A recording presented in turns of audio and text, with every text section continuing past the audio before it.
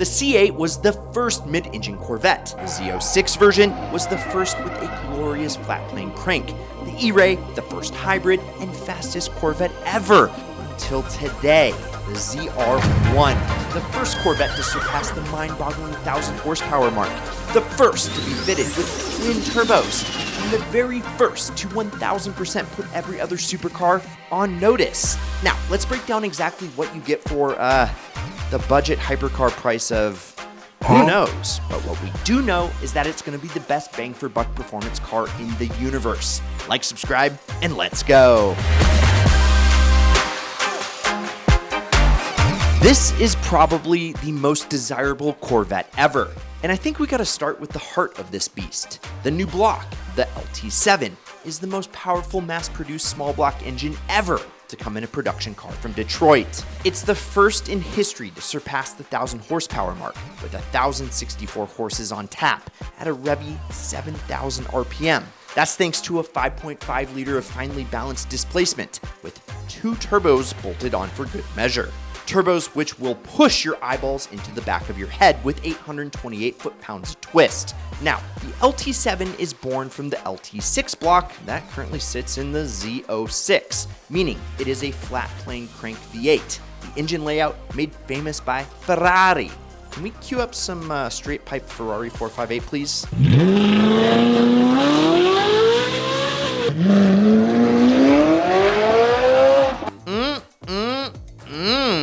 Dreamy. This ZR1 beast ups the ante over the Z06 thanks to a plethora of modifications to the LT6 to support the 2 air suckers bolted onto it, and it won't feel like a turbocharged rocket because the trick anti-lag engine calibration will have you thinking this is naturally aspirated power all through the rev range. Exciting stuff. Plus, what's also exciting is that you can get this monster in any transmission style you want, as long as it's an 8-speed dual clutch gearbox, which I'm all about saving the manuals as much as the next guy. But with the power this thing makes, I think it's best that you keep your hands at 10 and 2 to wrangle in the beast. Obviously, this thing goes, so how does it stop?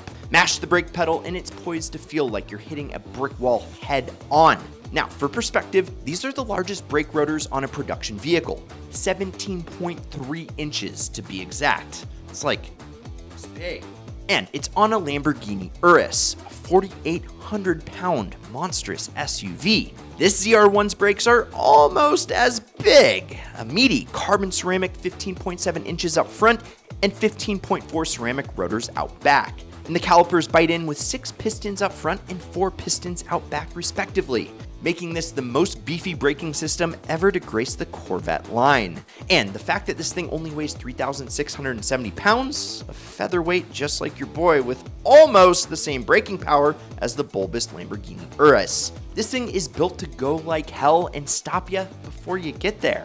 Now, keeping you glued to the road is something once reserved only for race cars. Stock, you get a ton of lightweight carbon fiber bits to help with aerodynamics. Front spoiler, big Wangang rear spoiler, side skirts longer than the ones that your ex wore, and side air intakes dying to gulp in gallons of air into that fire-breathing engine. Now, if you get the base package, it will top out at 215 miles per. But if you opt for the ZTK package, which why wouldn't you, because you're buying a ZR1, and everything now becomes Texas-sized. Bigger wang, bigger front spoiler, and a big ol' hood scoop, which is key for redirecting air into that thirsty front-mounted intercooler. Magnetic ride comes standard with the ZTK package and is just a checkbox and a credit card swipe away in the base ZR1.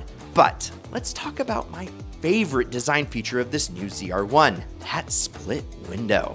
I don't know about you, but that 1963 split window, a one-year car, is one of my absolute favorite Corvettes of all time. Actually, it is number 1. And the fact that they brought that thing back, chef's kiss. Peer through that iconic split window and you'll be met with that rambunctious V8. And cleverly, that central panel in the split window actually helps ventilate the engine compartment, so things stay cool. Fashion and function, GM, really outdid yourselves. And oh, remember how I said that it's like carbon everything? The roof, yes, carbon fiber. The wheels. The base gets a beautiful set of alloys specific to the ZR1, but you can opt for carbon fiber instead, which really sets this thing off. Now, being an enthusiast just like you, here's a couple of things I can't stop thinking about. First, it's that horsepower number. I was expecting 800 plus, maybe 900, especially since there is still speculation the Zorro will come out at some point, which will be an even higher trim than the ZR1. But the fact that this thing has 1,064 horses in a mass-produced vehicle with a warranty, I mean, it was just 20 years ago the Veyron made 1,000 horsepower, and that was bonkers, an astonishing feat at the time for a car with a license plate on it. I mean, I personally drive a 500 horsepower car daily, and if I were to sneeze while my foot is on that go pedal, we're going to felony speeds real quick. Double the horsepower, and hell, I'd be scared to even breathe in this thing, let alone fart. Oh, jeez. I mean, think about this progression for just a second. In 2002, about 20 years ago, you could get a C5 Z06 with an LS6 V8 pumping out 405 horses. Just watch out for those valve springs. They will bite you in the ass. Now, then, in 2009, Chevy released the C6 ZR1, often known as the Blue Devil. It had a supercharged LS9 V8 producing an impressive 638 horses. Then, the C7 ZR1 was released in 2019 with the supercharged 6.2-liter LT5 V8, producing a staggering 755 horses. Plus, this was the first time that you could go motoring topless in your new ZR1. How about that? And now, just 5 years later, the freshest Z on the block is pumping out 1,064 horses. I mean, really guys, is there even a market for 1,000 plus horsepower supercars, hypercars, whatever you want to call this thing? Well, GM, they think so. They have churned out over 10,000 C8 Z06 so far, and it's going up every single day, which is a lot for a specialty car. But because there are so many already on the road, it's not a very good collector car, especially when it comes to appreciation, which, believe it or not, Chevrolet is going to build as many of these monstrous ZR1s as people will buy. So it's going to encourage owners to get out and drive them like they should. It ain't going to be a sight to see at the coffee shop like a Ferrari Enzo, because just like almost all Corvettes that have come before it, people are going to eat up this, can I say budget performance car loosely? So you go to a Corvette show in one, and you're gonna be parked in a row of C8 ZR1s that are just like yours, but hopefully a different color, which personally I think is a great thing, because in a few years, I hope this bargain of a century will depreciate and normal guys like you and I can sell a kidney and get the down payment for one. Would be nice. It's not going to be like your 911 STs or your new Lamborghini Countach or even the new Ford GTs of the world, where you maybe see one like once a year, which is awesome because this performance in a car was once reserved for garage queens that were almost exclusively bought by collectors, maybe driven to a car show once or twice with Miss Daisy. And honestly, I've never seen such a warm welcome from all types of enthusiasts for a car. And I think I'm speaking for all of us in that it is really impressive a car company like Chevrolet can put out a 4-figure performance car that more or less the general public, and I say that loosely as well, can afford. So, hit me with your thoughts on the new Corvette. Are you impressed, or would you rather buy another version like a C5Z?